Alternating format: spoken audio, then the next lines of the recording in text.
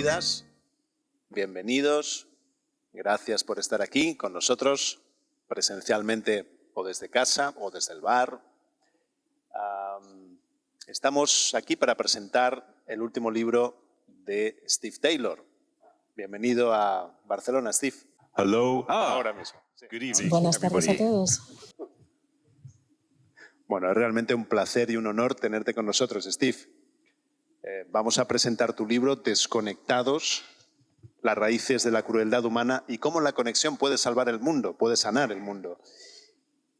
Ahora, enseguida vamos a pasar a hablar de este libro. Creo que son 14 libros los que ha escrito ya Steve. Así que aquí hay una gran condensación de su saber y de todo su trabajo a lo largo de décadas. Pero antes quiero presentar también a Mireia Darder. Mireia, bienvenida. Gracias por invitarme aquí. Y Joan Garriga, bienvenido también. Bueno, primero de todo eso, agradeceros que hayáis venido a presentar a Steve. Ambos sois fans, lectores de Steve Taylor.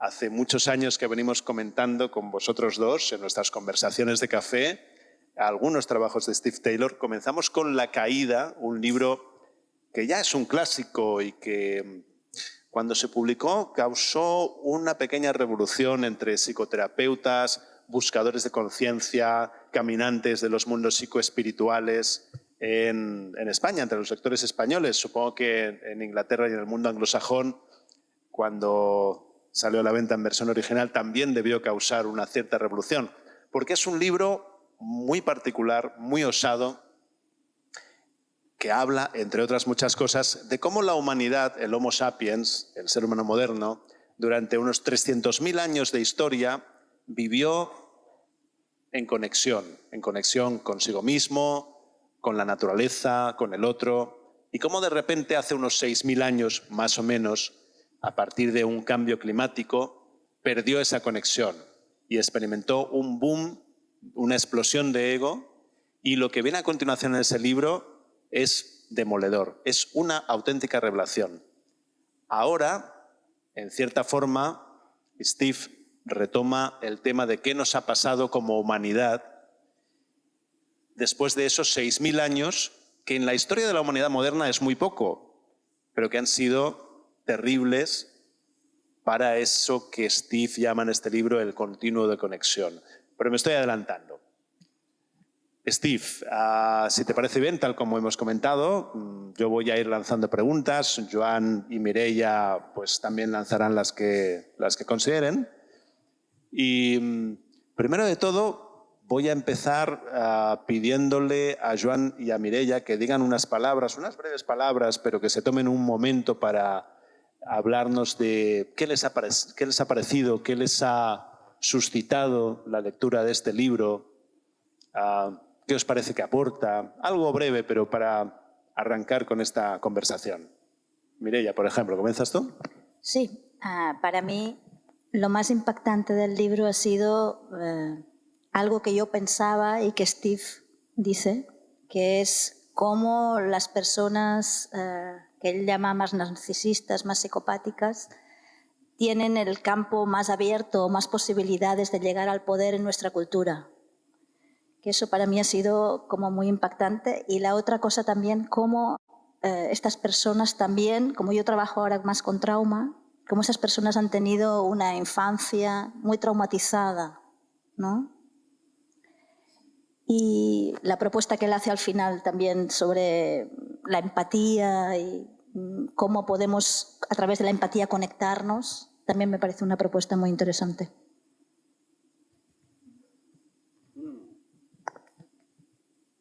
El libro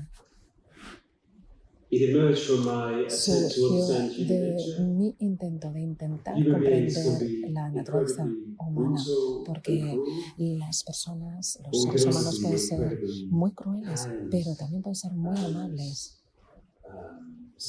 y muy espirituales. Y yo quería entender por qué la naturaleza humana podía cubrir este espectro tan amplio de psicópatas hasta santos y místicos. Y Y todo ello se debe a esa desconexión que se produce.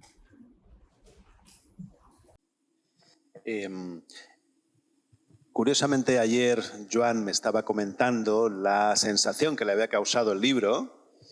Habíamos hablado ya mucho de la caída. Joan también en sus charlas, en sus conferencias, en sus talleres públicos ha hablado algunas veces de la caída. Y de repente me decía, bueno, Steve Taylor escribe libros que realmente aprovechan a la humanidad, que realmente dicen cosas importantes, de peso, cosas que hay que saber. No sé si era eso exactamente la manera en que me lo decía Joan. Joan se ha ido a recoger uno de estos pinganillos para poder escuchar en inglés. Aquí está de nuevo. Sí, no, tú póntelo en la oreja que cuando alguien habla en inglés te traducirán. Entonces, bueno, estaba diciendo, Joan, que tú me comentabas que el libro de Steve te había parecido realmente importante, que decía cosas que realmente hay que saber, cosas que realmente aprovechan. Bueno, me lo decías sorprendido, además. No, sorprendido no. Positivamente. Yo vengo admirando y siguiendo a Steve desde que leí La Caída y todo lo que se publica en español trato de leerlo. Me interesó mucho tu libro Salir de la Oscuridad, otro que habla sobre el tiempo. Y este libro también lo he disfrutado. De hecho, es un libro que dan ganas de seguir leyendo y se agradece también que sea de esta manera. Sé que es fácil, desliza, aclara. A mí me ha interesado mucho, sobre todo y sorpresivamente para mí, la parte final sobre propuestas de cómo sería una manera de gobernanza en el mundo que fuera empatocrática, que no fuera patocrática, que no viniera de los ingredientes enfermos de las personas, sino de los ingredientes sanos de las personas. Y leyendo tu libro, pensé que comentaría algo aquí, que si me está permitido me va a durar 2 minutos, pero lo quiero comentar, porque yo tuve una plena experiencia de vivencia psicopática, narcisista y maquiavélica, cuando en Nicaragua, en una constelación familiar, no sé si conoces la técnica, a mí me tocó representar a Somoza y otra persona representaba a Sandino. Pero yo tuve la experiencia de estar en la piel de Somoza y estando en la piel de Somoza era muy extraño lo que experimentaba, pero lo que experimentaba es que todo era yo. Todo me pertenecía a mí. Era una falta absoluta de visión de un otro mínimo o radical. Así que me hizo recordar tu libro de cuánto encaja o cuánto es importante el altruismo, ver al otro, empatizar con el otro, y que el mal es la ausencia de un otro, y que en la conexión, como tú usas, el yo se hace pequeño y el tú se hace grande. Y en la desconexión es al revés. Así que... Exactamente. Exactamente. Si eres una persona desconectada, tu rasgo principal es que no puedes empatizar con otras personas. Estás atrapado totalmente dentro de tu espacio mental. Y las otras personas se convierten en objetos para ti. Y tus relaciones con las otras personas se basan en cómo puedes manipularlas, aprovecharte de esas personas para cumplir tus propios objetivos y tus propios deseos. Y no se pueden tener entonces relaciones auténticas e íntimas con las otras personas. Son relaciones utilitarias cuando eso ocurre.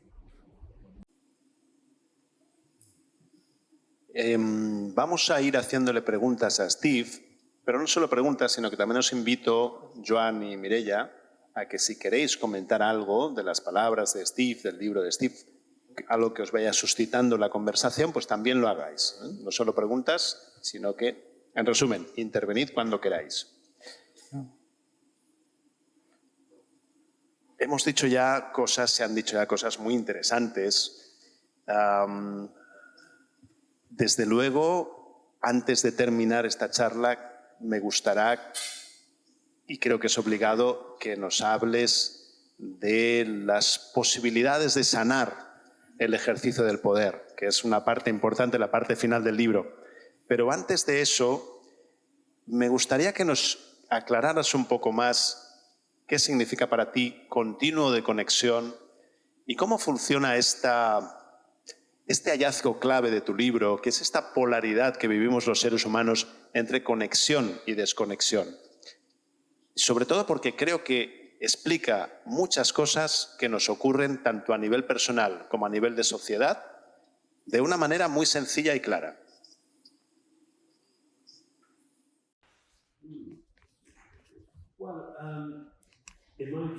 Desde mi punto de vista, el factor principal de la conducta humana y de la personalidad humana es el grado de conexión de una persona. Es decir, toda la crueldad humana, toda la brutalidad humana, todo lo que denominamos maldad, viene de personas desconectadas, personas sin capacidad de empatizar con otras personas. Y si no tienes empatía, entonces tienes licencia para dañar a otras personas, para explotarlas. E incluso en casos extremos tienes esa licencia de matar porque no sientes el sufrimiento que estás provocando. Así que la esencia de las patologías humanas, como la guerra, la opresión de diferentes grupos, todo ello se debe realmente a una falta de empatía. Y un aspecto importante de las personas hiperdesconectadas es que se sienten incompletitud, tienen la sensación de que les falta algo, de que hay algo que no va bien, que les falta algo. Es esa sensación constante y eso les lleva a un deseo de acumular cosas, poder, éxito, atención, quieren atraer todo eso. Y eso inevitablemente les lleva a puestos de poder, a la política y en general les permite esta falta de empatía junto con un fuerte deseo de poder y de riqueza. Es una combinación muy destructiva, increíblemente destructiva, y es responsable de mucho del sufrimiento que sufren los seres humanos. Pero en el otro polo de ese continuo tenemos a personas conectadas con una buena sensación de empatía, personas que son altruistas. Una buena manera de distinguir a las personas conectadas y desconectadas es que para las personas desconectadas la vida consiste en poder arrebatar el máximo del mundo, toda la riqueza que puedan.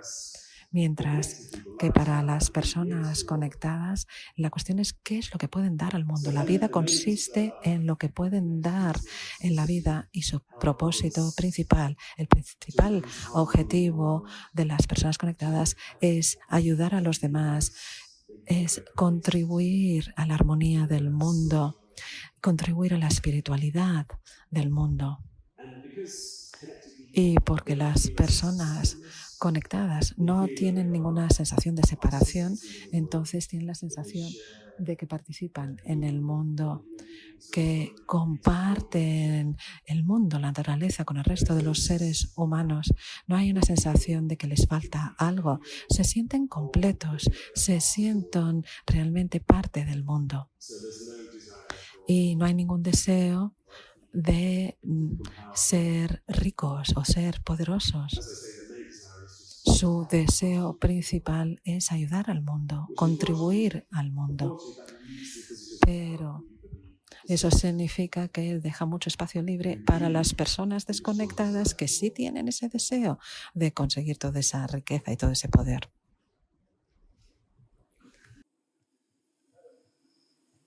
Claro, esto es una contradicción terrible, porque realmente necesitamos que personas conectadas graviten hacia el poder.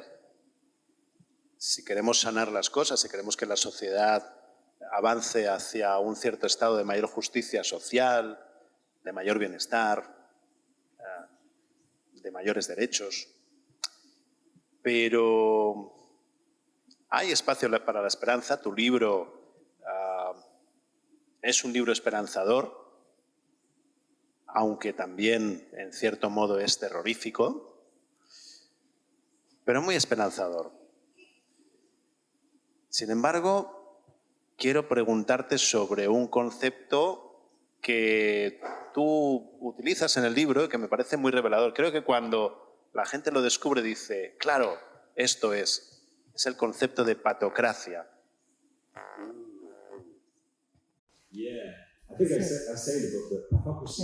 patocracia es uno de esos conceptos que cuando de repente lo conoces dices, anda, vale, ahora tiene sentido, porque explica tantas cosas de las que suceden en el mundo, explica cientos, incluso miles de años de sufrimiento humano, siglos de violencia y de caos en el mundo.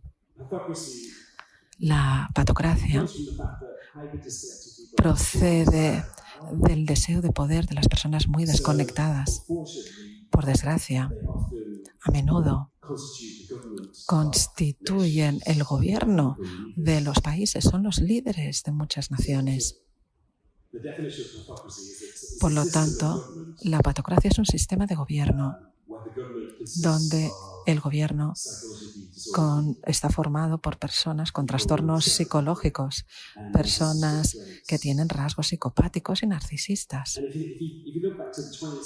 Y si pensamos en el siglo XX ha sido el siglo más terrible en lo que respecta a los derechos humanos, con muchas guerras. Han muerto muchísimas personas, más personas que en todas las guerras de los siglos precedentes. Por eso el siglo XX era un siglo de patocracia, con muchos gobiernos que creaban guerras y que intentaban conquistar otros países. Y por desgracia esto sigue siendo así en Europa. Sabemos que sigue habiendo patocracias que dominan y rigen países, y en el mundo seguimos viendo muchos líderes hiper desconectados. Por desgracia, sigue siendo un gran problema. No sé si os va generando alguna inquietud o alguna opinión esto que estamos hablando, pero desde luego este concepto es potente. Patocracia, líderes patocráticos, naturalmente del griego pazos, ¿no? Que es también la raíz de pasión. Psicópatas y narcisistas gravitan hacia el poder, mientras que la gente con buena salud mental no se interesa demasiado por el poder. Tenemos un problema. Pero hay otro problema añadido que también describes de manera genial en el libro. Incluso has publicado algún artículo en la revista Psychology Today con este mismo título. La descripción, la denominación del problema es síndrome de abdicación. Este síndrome de abdicación explica la atracción que ejercen las personas hiper desconectadas, sobre todo en la política, pero también en comunidades espirituales y en sectas religiosas o simplemente en tradiciones religiosas. Las personas desconectadas que no tienen ningún tipo de compasión y que son brutales en sus acciones suelen ser muy atractivas para las personas normales porque no sienten, por ejemplo, ni culpabilidad, ni vergüenza, ni miedo.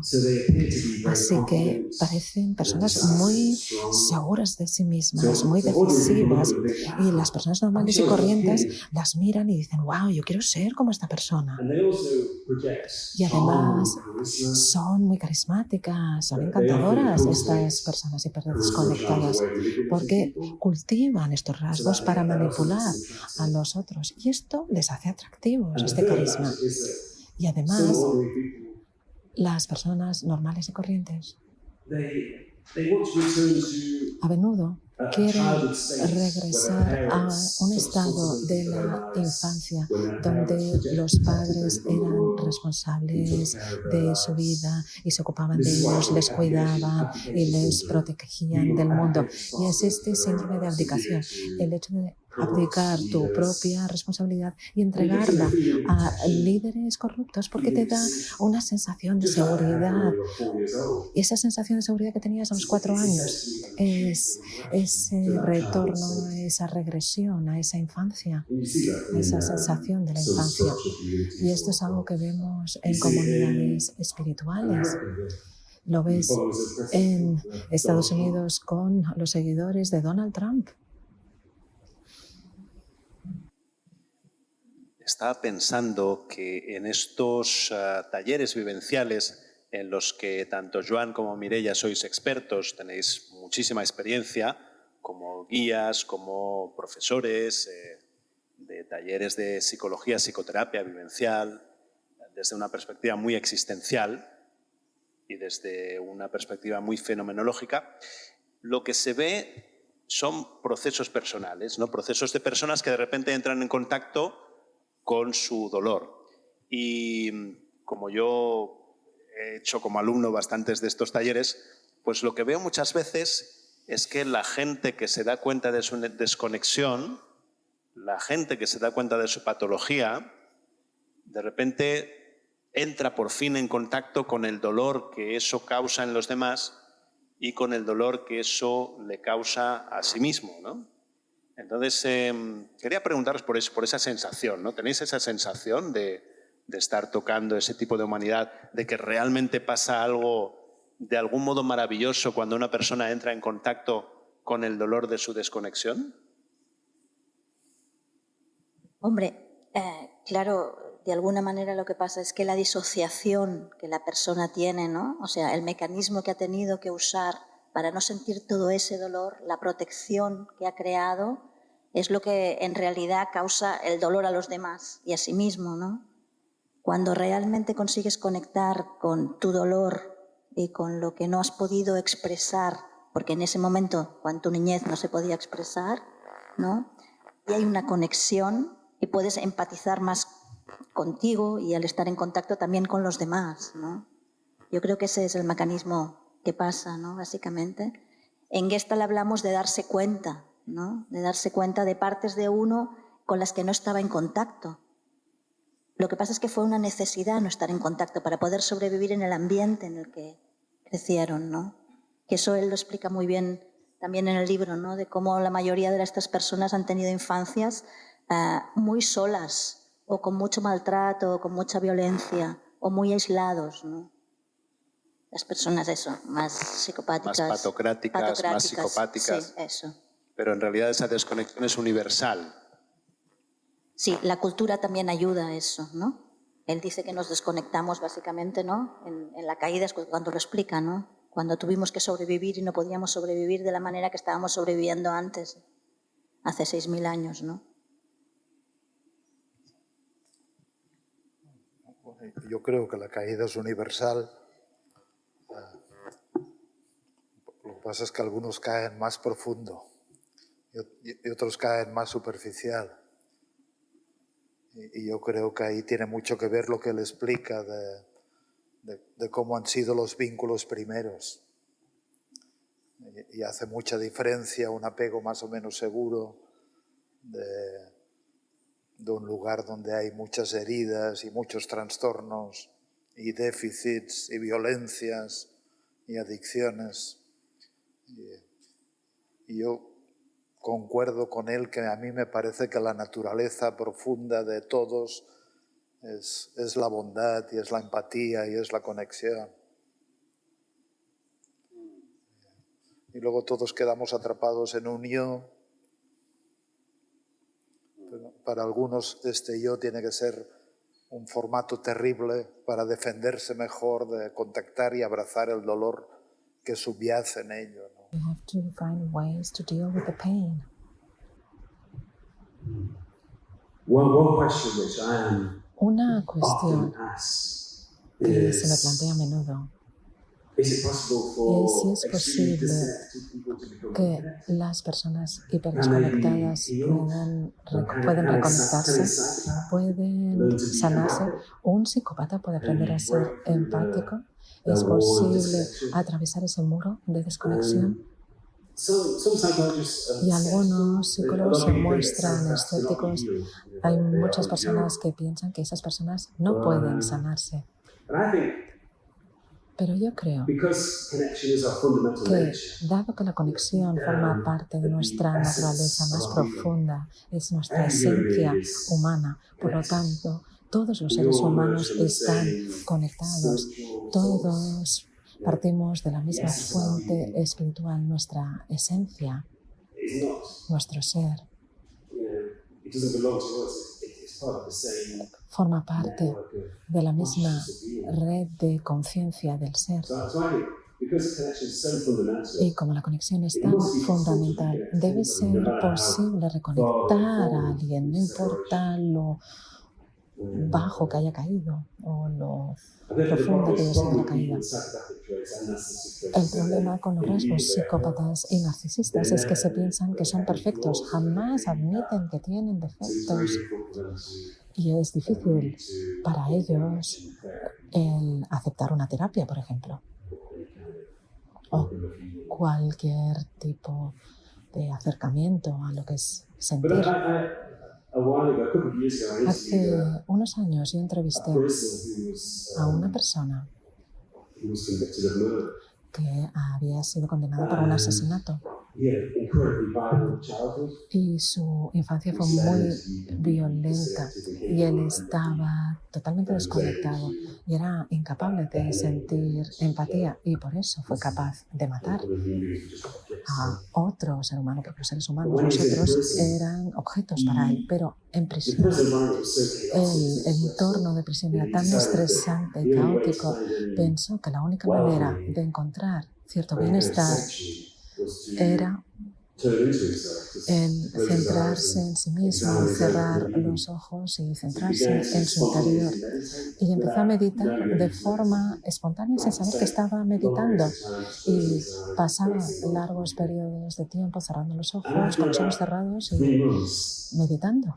Y al cabo de 3 meses algo de repente cambió y se derrumbó dentro de sí y empezó a llorar por primera vez en su vida. Y dijo, fue como si se hubiera encendido una bombilla en su interior y podía sentir las emociones de los demás, podía sentir el ser que suponían, el ser que encarnaban los demás, y era capaz de mostrar empatía y se convirtió en otra persona, en una persona diferente, y sentía remordimientos y quería arreglar las cosas. Así que si alguien como él puede reconectarse, creo que debe ser posible para cualquier persona.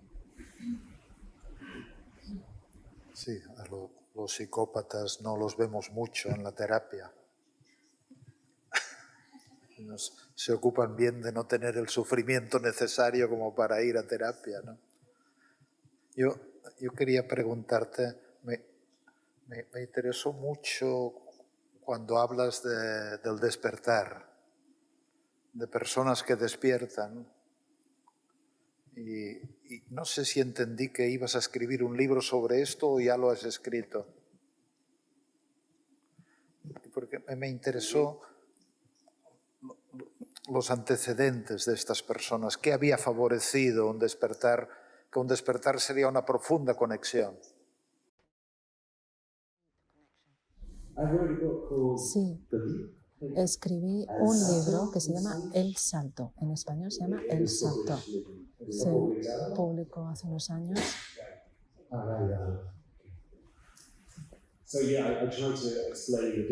E intento explicar las circunstancias que llevan a este despertar espiritual. Creo que hay tres maneras. En primer lugar, un despertar natural. Una persona no necesita hacer nada, así que naturalmente, de forma natural, tiene este despertar natural. Es una transformación natural para ellos, es su estado natural. Estas personas suelen ser poetas o artistas creativos que expresan a veces lo que sienten, a veces son activistas sociales, tienen este fuerte sentido de la compasión y quieren aliviar el sufrimiento de los demás.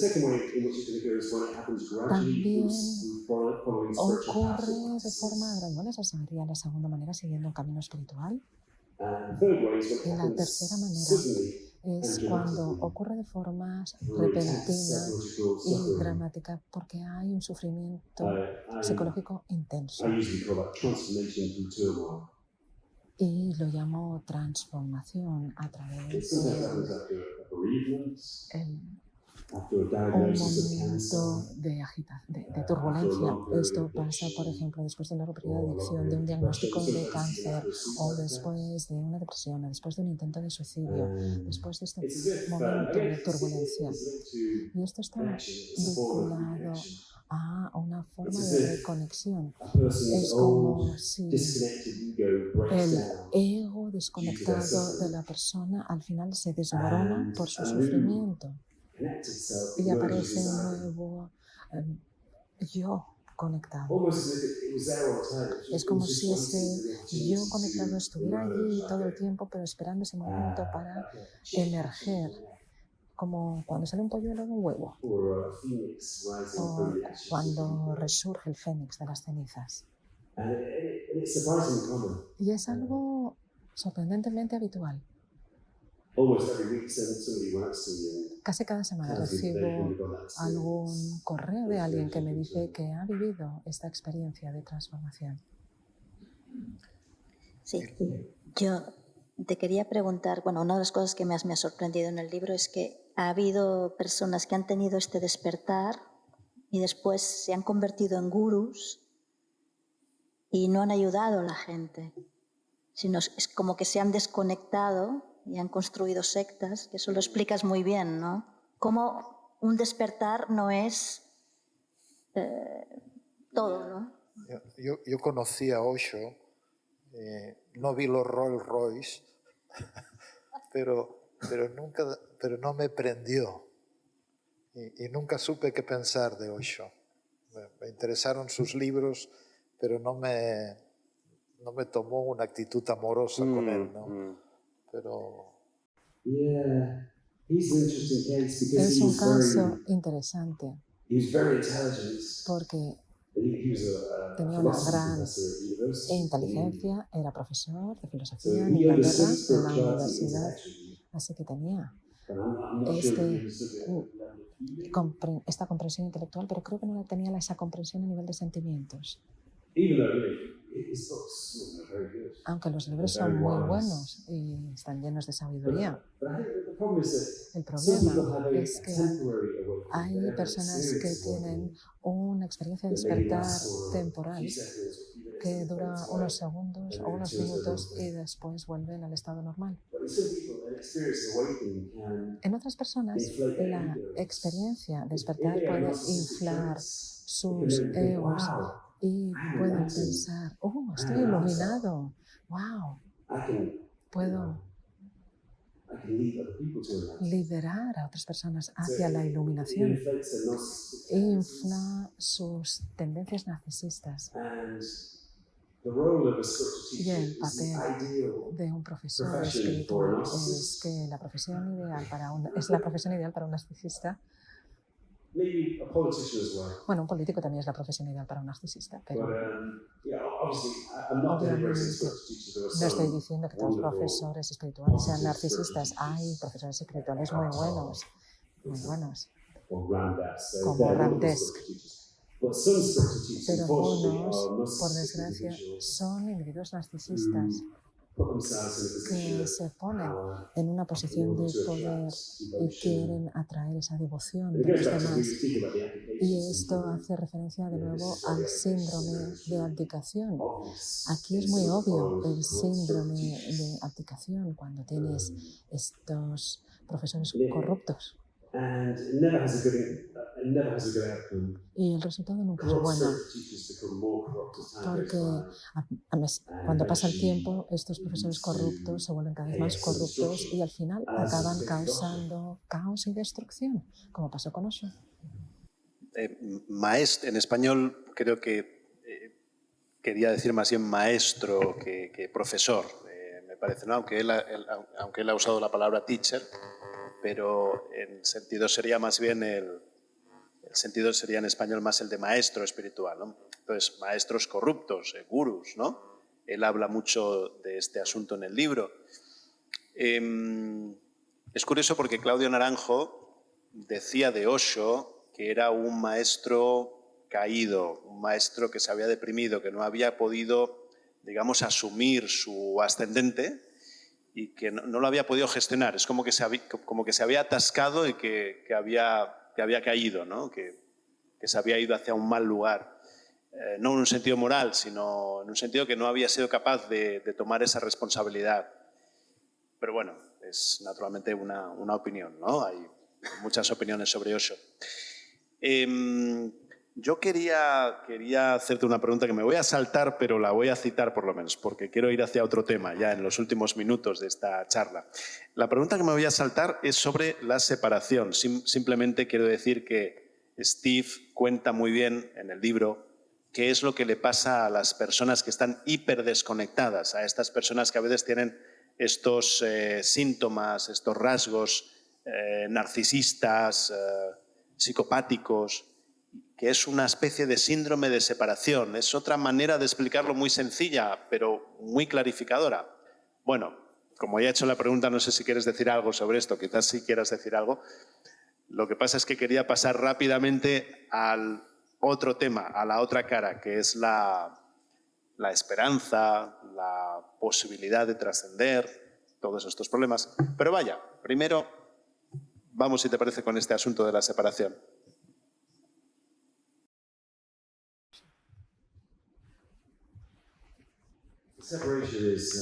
La separación es la raíz de todo el sufrimiento humano. Es el motivo por el cual las personas desconectadas sufren tanto y por eso tienen ese gran deseo de riqueza y de poder y de fama y de atención para compensar ese sufrimiento que causa la separación. Creo que podemos hablar del continuo de la separación y del sufrimiento. Cuanto más separado estás, más sufres. Esencialmente, todos los seres humanos en su parte más honda están conectados, pero su ego es tan fuerte que no pueden sentir esa conexión. Están encarcelados en esa sombra de su ego. Y en el medio de ese continuo de la conexión, donde vivimos casi todos, por suerte no hay demasiados psicópatas, pero tampoco hay demasiado despertar. Los psicólogos dicen que un 1% de la población tienen rasgos psicópatas y seguramente hay un 1% que tienen estos rasgos de despertar espiritual. Y el resto de las personas pues nos movemos en función de nuestros estados de ánimo y las situaciones que vivimos. Cuando hablamos del desarrollo individual y social, el desarrollo significa esencialmente estar más conectados, pero para las sociedades y los individuos, Si pensamos en los momentos de más alegría de la vida, siempre son momentos en los que desaparece, se difumina esa separación y experimentas la conexión con todos los seres humanos, con la naturaleza y también con tu yo más profundo. Es la sensación de bienestar. El bienestar es conexión. Y este es uno de los motivos por los cuales que cuando estamos más conectados nos sentimos más en armonía y sentimos más bienestar. Podemos decir que nos conectamos más con la armonía esencial y el bienestar esencial de nuestra verdadera naturaleza. Es impactante que una idea tan sencilla como la conexión explique tantas cosas. El continuo de conexión lo llama Steve. La conexión como una sencilla forma de estar autorrealizados o de tender hacia la autorrealización e incluso hacia una cierta o un cierto estado de iluminación, ¿por qué no decirlo? Simplemente conexión, algo tan básico, tan sencillo como eso. No se necesitan plumas, maracas, bueno, en un contexto cultural adecuado pueden estar muy bien, pero no necesitamos tantos adornos para llegar a un lugar de bienestar, de profundidad, de espiritualidad. Entonces, para mí, esta manera de entender, llamémoslo así, la espiritualidad, me parece de una sencillez que toca, que llega a las personas. No es tan complicado y al mismo tiempo es dificilísimo. ¿Qué os parece? ¿De acuerdo? ¿Cómo andáis vosotros de conexión? Bueno, puedo contestar por vosotros que muy bien, porque os conozco y la verdad es que sois personas que estáis al servicio. Pero bueno, si queréis decir algo... No, yo comparativamente con Somoza no ando mal. Algunos me dicen que tendría que bajar los decibelios de mi narcisismo. Mireia, eres tú quien se lo dice. No lo sé. Pues hacemos lo que podemos, como todos, ¿no? Yo creo, no sé, yo creo que es difícil hacer lo que hacemos sin experimentar una bondad, un deseo de que todos estemos bien. Y luego, obviamente, el ego se cuela por todas partes también, ¿no? Sí.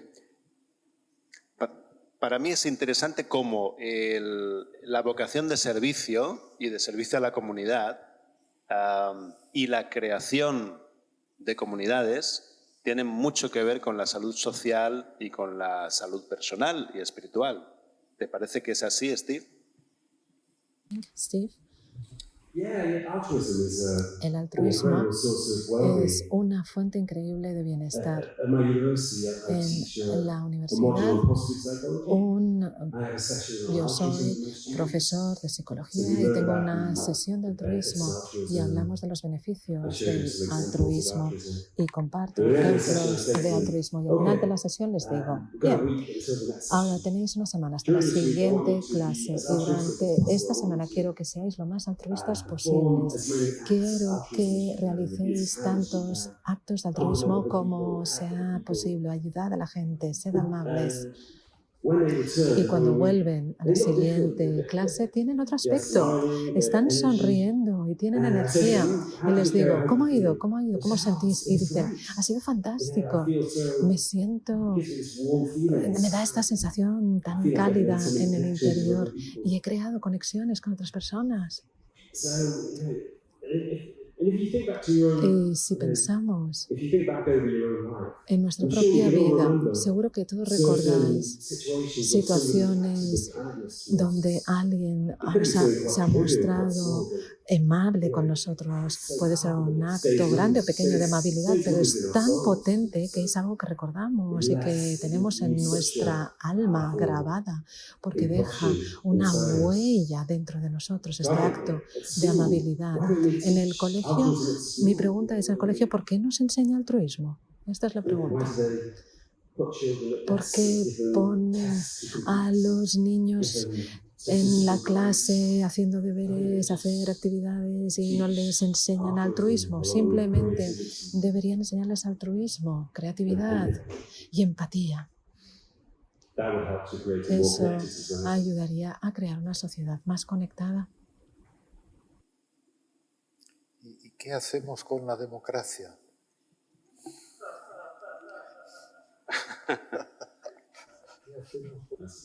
Esa es una gran pregunta. No tiene buen aspecto, ¿no?, la democracia. Esto es algo de lo que escribo en el último capítulo del libro. Esto me interesó mucho.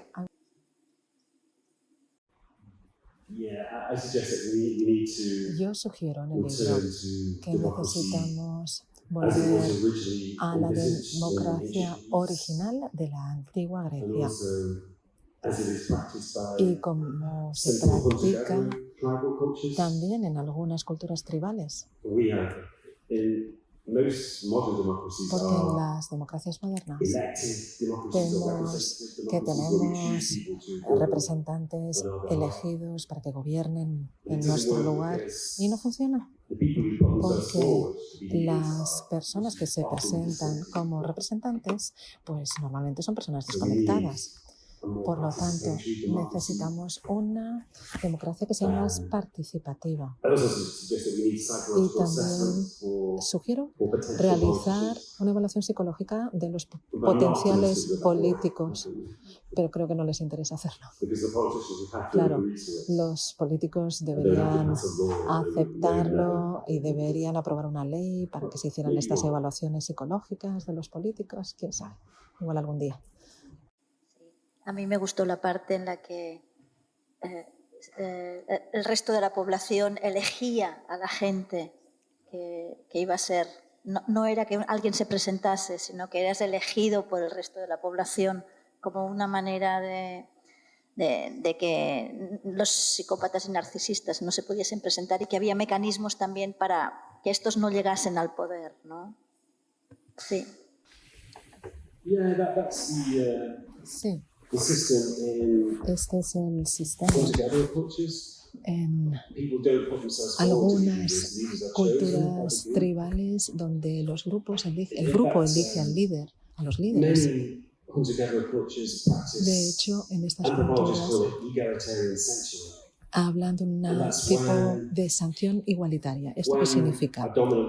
Cuando hay una persona dominante que intenta ser líder y tener poder en el grupo, se le rechaza, se le echa fuera del grupo para preservar esa igualdad y armonía en el grupo.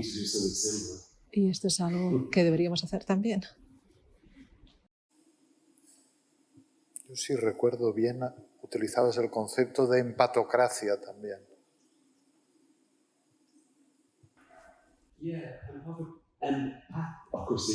La empatocracia no es un término fácil de pronunciar, es el opuesto de la patocracia. En lugar de tener un gobierno con personas con trastornos psicológicos, tenemos un gobierno formado por personas empáticas. Es una idea muy sencilla, pero por desgracia no es nada habitual. Para ello, deberíamos cambiar todo el sistema político. Yo creo que deberías ir al Parlamento español a darles una charla sobre el asunto. Sí, sí. De hecho, en una de las entrevistas me han pedido si podría ir al gobierno español a hablar de esto. Sí, sí. A ver si hay algún narcisista por ahí para identificar a los narcisistas. Yo he sido muy diplomático y he dicho, bueno, yo necesito más información para ver si este político en concreto puede ser narcisista o no. Pero sería muy bonito que te escucharan tu estudio. No señalar con el dedo, sino que leyeran tu libro. Sí, yo también lo creo. Podemos podemos enviárselo a los principales líderes políticos, aunque sospecho que lo utilizarían para tratar de demostrar que el oponente político es un psicópata, pero no ellos, ¿no? ¿No? One thing about psychopaths, Eso es lo que tienen los psicópatas. they never Nunca believe that they're psychopaths. Nunca creen que son psicópatas. De hecho, hay algún que otro periodista que estaba muy interesado en el libro, un poco por el clima de elecciones, el clima preelectoral. Entonces, alguno que otro sugería la posibilidad de lanzárselo contra algún político que no le caiga bien. Es decir, es fácil desde aquí poder decir, no, es que el oponente político es un enfermo mental. Es un tema delicado. Al mismo tiempo, Steve defiende que sería interesante evaluar la salud mental de los candidatos políticos. Y esto es muy polémico. Pero dice Steve, claro que es polémico, solo que es mejor hacer algo que seguir sin hacer nada. Me parece una propuesta muy interesante, por supuesto. Pero, bueno, nos vamos acercando al final. Yo quería, antes de terminar, pues abrir un turno de palabras. Si alguien tiene alguna opinión, algún elogio, no sé si alguien habrá leído ya el libro, alguna descalificación, ojalá que no, pero bueno, si la hay también cabe. Alguna pregunta, pues es el momento de hacerla. Doy por hecho que mi amigo Óscar tendrá una pregunta para hacernos, porque nunca falla. No me digas que no. ¿No te ha gustado el libro? Ah, no lo has leído todavía. Vale. Bueno, si alguien quiere decir algo, sí. Mira, te voy a pedir que lo digas con el micro.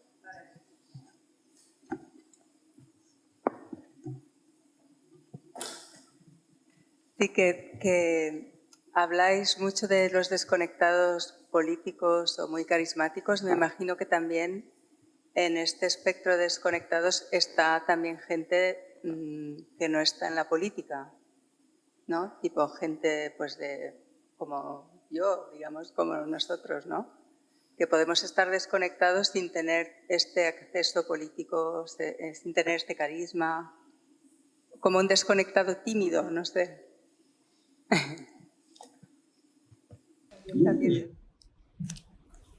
Yeah, I mean, Sí, sí, sí. the disconnected people who become Las politicians, they're personas often from desconectadas backgrounds que of se convierten privilege, en políticos a menudo vienen de but often entornos ricos, disconnected people pero también a menudo las personas desconectadas smaller environments, operan en entornos más pequeños communities, their dentro families, de their sus relationships. familias y de sus comunidades.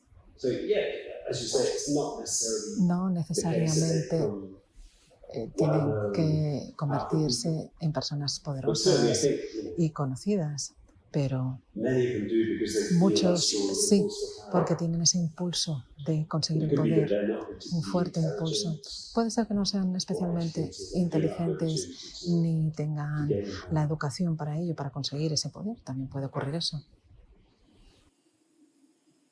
¿Alguien más? ¿Por aquí?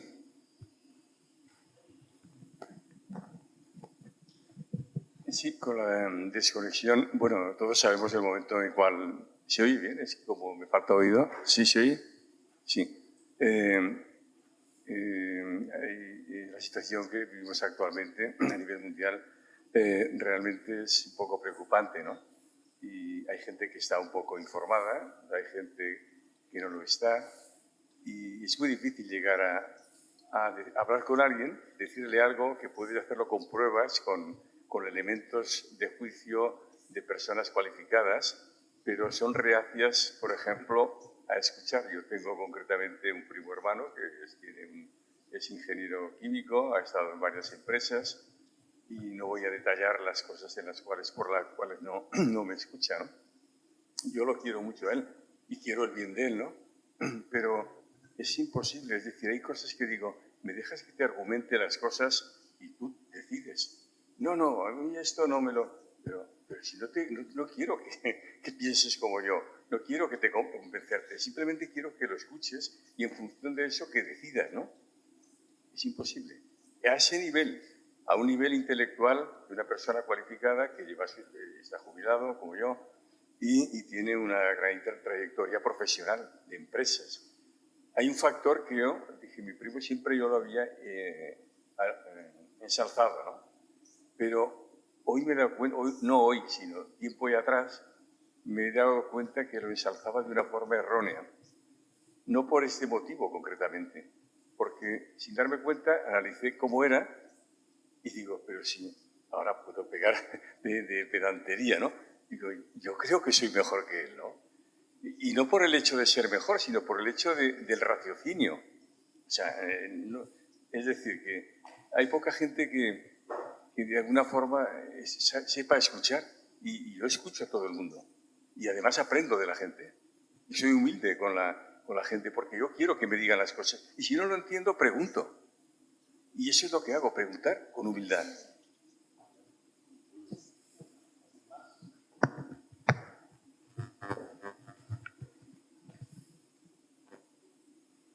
Bueno, lo mío es más compartir una reflexión que se me abre al escuchar a Steve y tiene que ver con el acompañamiento a los psicópatas, ¿no? Tradicionalmente yo también había escuchado que casi era mejor no hacer terapia con las personas que tenían sociopatía o psicopatía porque incluso les afinábamos más. Les ofrecíamos más estrategias, más recursos, conseguían más habilidades a través del acompañamiento terapéutico. Y entonces, hoy escuchándote, me quedo un poco con la reflexión de quizás es que el cómo se les ha intentado acompañar no era la fórmula adecuada. Lo lanzo ahí como una reflexión personal que no tiene que ver tanto con la patología concreta que tienen, sino con cómo nosotros también nos empecinamos una y otra vez en que lo hagan como nosotros consideramos que tiene que ser, ¿no? Yeah, good points. Yeah. Maybe we should encourage them to meditate rather than give them therapy.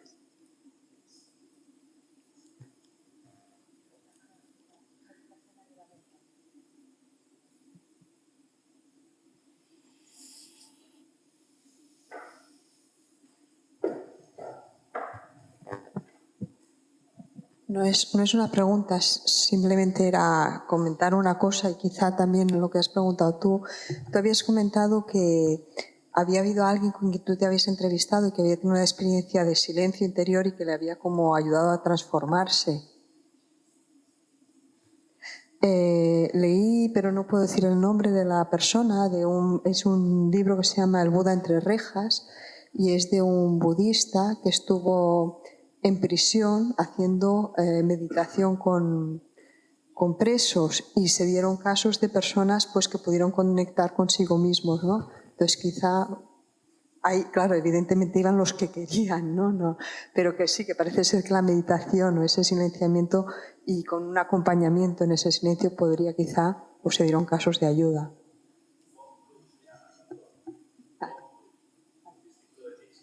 Sí.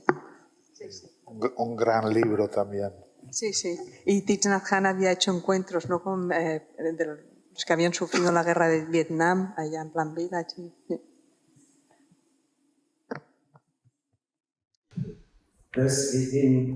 En el Reino Unido hay una organización que se llama The Prison Phoenix Trust y organizan clases de meditación para las personas en prisión y están en el 10% de las cárceles del Reino Unido y tienen resultados fantásticos porque hay estas experiencias de conexión, estas experiencias espirituales, sí, de los presos y muestran el poder de la meditación. Es un ejemplo del poder de la meditación.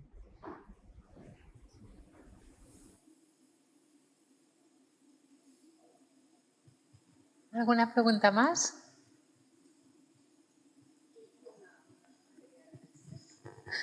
Quiero hacer una pequeña reflexión sobre desconectados yo pienso que también es un poco para no sufrir, que a veces el conectar sufres. Entonces depende, también creo que eso también depende de la persona, si es más sensible. Yo, por ejemplo, soy una persona que puedo estar viendo una película y enseguida empatizo, ¿no? Y hay momentos en que si es una película que hay partes así fuertes no puedo ni ver ni escuchar. Entonces es como, a veces yo creo que cada vez me veo que cada vez que soy más mayor desconecto más. Y en verdad, por eso he venido aquí, porque no quiero, pero también el sufrimiento me cuesta. Esa es una reflexión que quería hacer.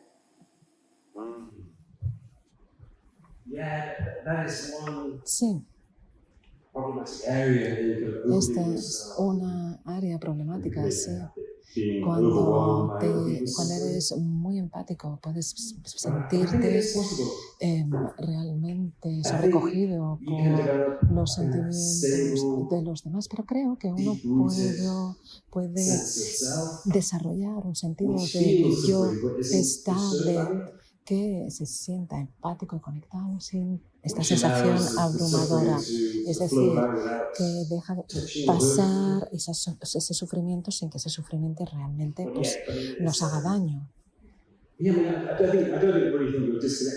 no creo que te estés desconectando, sino simplemente te alejas un poco de las experiencias de sufrimiento de los demás. Pero tener esa habilidad de ver eso significa que eres una persona con empatía.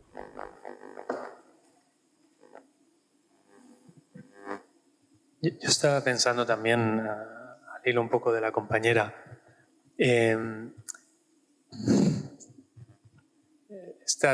otro estadio de, no sé cómo decirlo, estas personas que parecen hiperconectadas, pero que es una pseudoconexión, o no sé si decir hipoconexión,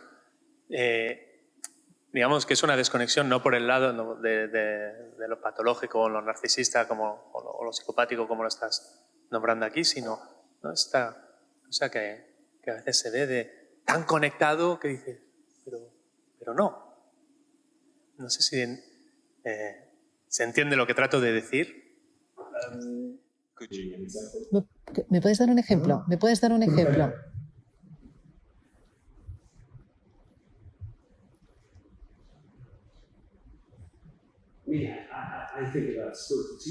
Yo pienso en los maestros espirituales que parece que realmente están despiertos, pero al final son personas narcisistas y desconectadas en algunos casos. Algo en ese sentido. Ni siquiera hace falta la cuestión del líder espiritual, pero por ejemplo, conozco de cerca además, ¿no? Grupos, gentes que se reúnen y con un estado que a mí me parece, no sé si decir de hiperconexión, que parece que están muy conectados. Y puede ser una comunidad, como algo grupal, compartido, no necesita que se erija un líder, que ahí lo podemos ver también, tal vez sea lo mismo, no, pero como que parece que hay mucha conexión, pero que en realidad no es tal, o a mí no me parece tal. Y no sé si eso actúa en el eje este conectado-desconectado o habría que pillarlo por otro lado, me gustaría escuchar. Hay una palabra que lo describe muy bien, que creo que es lo que tú quieres decir, que es cosmosis. Por ejemplo, ¿no? Un cosmótico la cosmosis, en lugar es de la aquel que va como prematuramente iluminado, que va como caminando 2 palmos por encima del suelo. Un poquito esta cosa. Y antes hablabas de los 3 vías de conexión, de despertar, perdón, y algo de, como entiendo que puede haber la de intervalo, no sé si un intervalo se puede quedar ahí. Bueno, me gustaría si pudieras comentar algo al respecto de lo que David matiza como la cosmosis. ¿Dónde quedaría en el eje? Well, I think there's it's easy to pretend that everybody. Es fácil fingir estar conectado. Fingir que tienes esta sensación de bienestar y que aman a las personas, sobre todo se les hace ser más deseables. ante los ojos de los demás. Pero es llevar una máscara, es como llevar una máscara para realmente esconder tu desconexión esencial. Creo que muchas personas hacen eso. Y al final no puede esconder su desconexión esencial. Al final acaba surgiendo en las relaciones con agresión, por ejemplo, o con infelicidad. Los psicópatas hacen lo mismo. Pueden fingir ser benevolentes.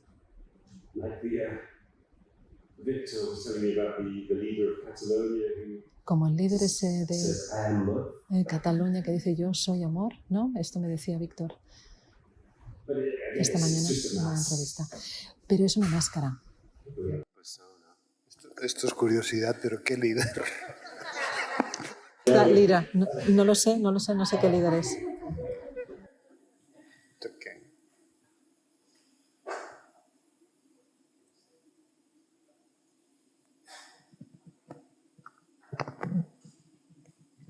Bueno, si no hay ninguna pregunta más, vamos a ir despidiendo el acto.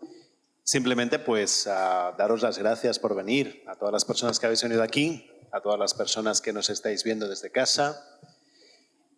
Las gracias también de manera muy especial a Joan Garriga y Mireia Dardé, que se han dejado arrastrar hasta aquí. Bueno, creo que encantados, porque los dos son muy fans de Steve y con razón. Gracias. Un placer, un placer. Sí, un y un placer. honor también. Un placer, sí. Y Steve Taylor, es un placer, es un honor tenerte aquí. El libro creo que es importante y que va a tener una gran proyección. Creo que seguramente como la tuvo la caída en su día. Y realmente muchísimas gracias. Sí. Thank you, David. Y muchas felicidades por tu libro y por tu aportación. Thank you.